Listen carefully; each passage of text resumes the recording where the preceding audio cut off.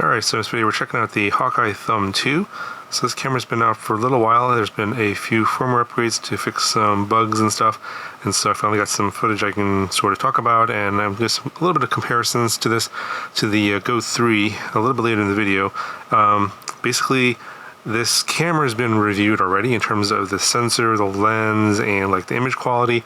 I did that about a year ago. It was May 2023, and it was called the Hawkeye Thumb 4K, I believe, or something like that. I'll put it up here on the screen. I'll link this video down in the video description as well.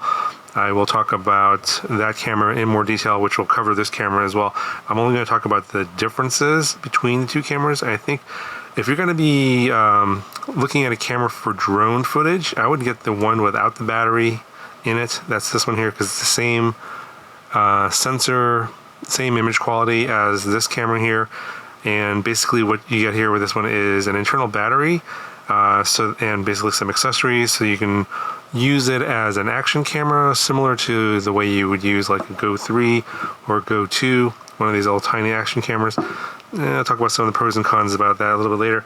In terms of what you get in the box, you get the camera, no micro SD card. I'll show you which one I used, and then you get this sort of hat clip mount, so this can clip onto like a hat or something, and then this was some VHB double-sided tape. You can stick that on something as well, and then this rotates, and then the camera can go in here, and it's hooked on here via a magnet. It does rattle around a little bit though. And then they have this necklace mount, and you can orient this in a number of different ways. So you can actually take this apart. Let's see, where is it? I think it clips on over here, yeah, right over here, and then this part pops off. This will come off, this inside part, and there's a magnet inside here, and then this string part here, you can actually, like here, I just moved it right just now. It moved from this hole to that hole inadvertently, so let me fix that. Yeah, so it should be like this, and I've had it hanging off of my neck like this, and then the camera would be like this, and so this is oriented up. And the sensor size on this one is 16 by 9, unlike the Go 3, which is square. So if you want to change the orientation so you can get vertical video, you have to take the mount apart and then put the string in through this hole here and come out over here, and then hang it like this, and you get vertical video. So you can't change that in post like you can on the Go 3. But this is kind of what this camera was intended for. The intended market is the people that buy this camera here, but this is quite a bit cheaper. I believe it's maybe a little bit under $100, or around $100. I think the Go 3 is like 3 times as expensive, although I just recently found out there's a new updated version of the Go 3 called the Go 3S, which also records in 4K now. So I don't have that camera yet, so I can't talk about that. I have no idea what the differences are. I only did a comparison of the image quality from this one to this camera here, and I'll show you that at the end of the video. Now, something to note about the magnet, there's a magnet in here inside this camera, and it's not that strong, so if you try and stick it on something metal, it'll slide off because it's kind of heavy. The magnet in the mount here, and the neck mount, is pretty strong, so this is actually the magnet in here is actually stronger than the magnet in here. So then, you know, if you use this, like in this combination, it's fine. It holds the camera totally fine. Same over here. This magnet here is stronger than the magnet that's on here. But if you try and stick this on something magnetic like a car or some sort of metal, the magnet here is kind of weak, and it doesn't really stay on too well. So it's that's kind of a bummer. The magnet on the Go 3 is a lot stronger. I wish they would have put the stronger magnet in here, but I think that would have changed the size, because I think the magnet they use in here is pretty big. You see that how large this space is here for this magnet. So something to be aware of. Now, in terms of the camera itself, it's a 4K camera, around 30 megabits for the video bit rate, and it's basically exactly the same as the camera that came out last year without the battery in it.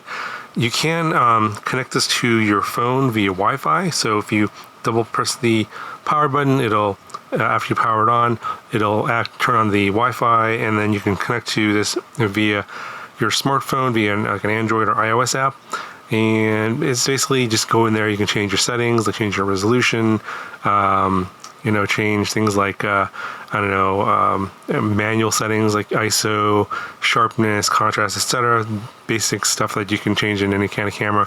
So if you don't like the default image quality out of this camera, you can adjust that via the Wi-Fi and connect it to via the app, and then adjust the settings to whatever you like.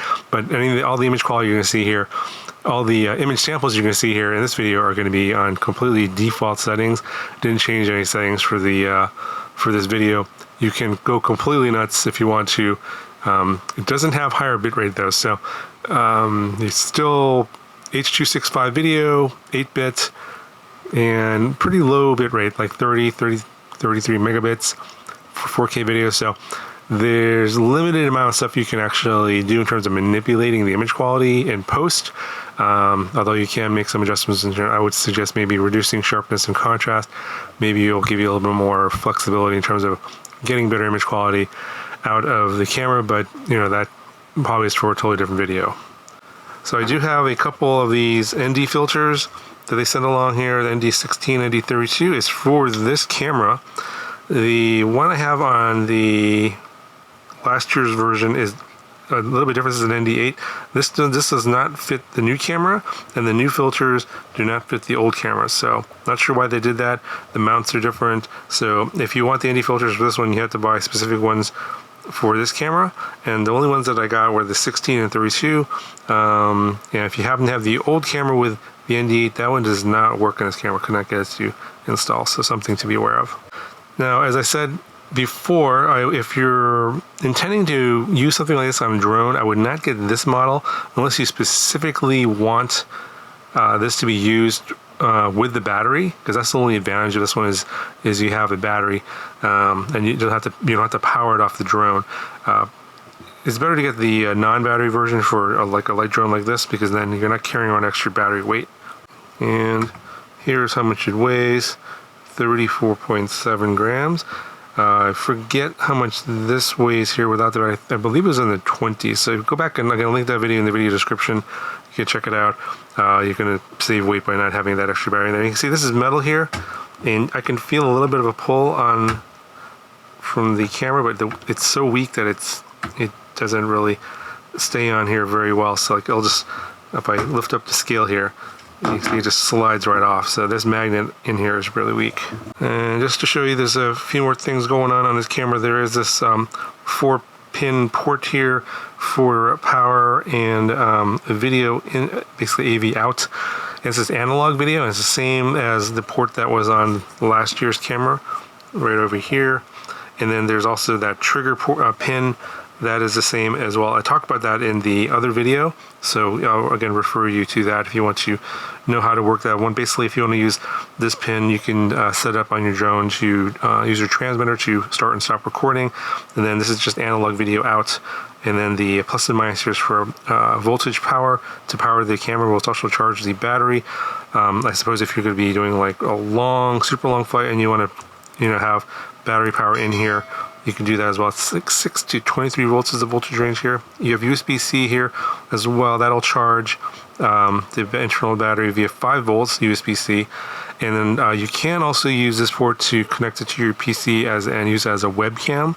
That is, I think, one thing that the old camera could not do. So again, more like your typical action camera type of functions. And then you have your power button here, and then you have your micro SD card slot. You do have to be very careful about which kind of a card you use. This is the one I'm using. There's a lot of fake ones out there. This brand, SanDisk Extreme. You will need I think it's a U2 or V30 is the rating. So if you find that you're not getting good recordings, or the recordings are corrupted and not working, then you probably have a bad card or fake card, and you need to swap in or a new card. So I'm using a 32 gigabyte. I believe the largest size is 128, but again, check the product page. They'll have a specs on which kind of card you can use. So just like last year's camera, this does have gyroflow functionality. So if you want to use gyroflow to stabilize the video, you can do that. You just have to make sure that in the settings, you turn off of the electronic image stabilization function inside the settings. Then it'll save the gyro data, and then you can use gyroflow to stabilize the video, and the instructions for that are in the manual, as well as I talked about that in last year's video, so you can again refer to that video if you want to get instructions on how to use gyroflow, because the way you set up gyroflow on this camera is a little bit different in terms of the settings, so you do have to follow those specifically. Additionally, whatever you have this on needs to be vibration free. So whether you're using it on your like if you have a hat or some sort of maybe a bike mount or something like that, if there's a lot of vibrations, then it's going to mess up the gyro data, and you're not going to get good results from the gyroflow stabilization. It goes, that's the same problem I had with the drone. If you had on a drone that has too much vibration, the gyro data would get messed up, and you would not get good stabilized results. So that is one thing about this camera that is, again, you're working within a budget here. So, if you want something that's going to be a little bit easier to use in terms of getting good gyroflow stabilization, you really have to just increase your budget and spend more money. I would just recommend getting like a Hero 10 Mini or something like that. Obviously something's gonna be a lot heavier, or go for like the Go 3. It costs like $300. So you can get good results on gyroflow. You do have to work at it a little bit. Make sure that it's mounted in a way that is got very little vibrations, and then of course there's a little bit of work that needs to be done on the back end to stabilize that video. You can get good results. It's just that it's a little bit harder in this camera, and obviously, that's the sort of the price you're paying for getting a budget camera. All right, so some quick samples here side by side with the Hawkeye Thumb 2 and the Go 3.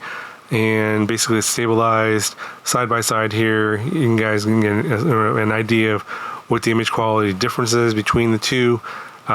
Keep in mind that the Go 3 here, the Go 3 image here is, I'm scaling it up to 4K, whereas the image coming out of the Hawkeye is 4K already. So just keep in mind that's 2.7K video out of the Go 3 that's being upscaled to 4K versus just 4K coming out of the Hawkeye. And then I'm putting the sort of the images side by side here. You guys can make your comparisons and see which looks better to you. And again, it really comes down to, I think, what you're looking for in a camera. This might be great in terms of like fitting your budget, and if you're okay with the image quality, then yeah, go for it.